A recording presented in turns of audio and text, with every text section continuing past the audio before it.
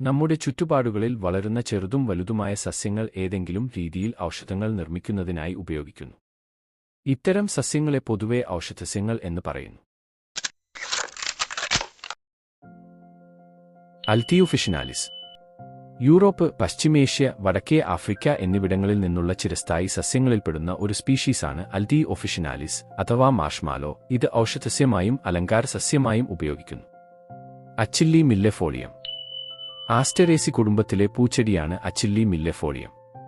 സാധാരണയായി കോമൺ യാരോ എന്നറിയപ്പെടുന്ന ഈ ഇനം ഏഷ്യ, യൂറോപ്പ്, വടക്കേ അമേരിക്ക എന്നിവിടങ്ങളിലെ വടക്കൻ അർദ്ധഗോളത്തിലെ മിതശീതോഷ്ണ പ്രദേശങ്ങളിലെ സ്വദേശിയാണ്.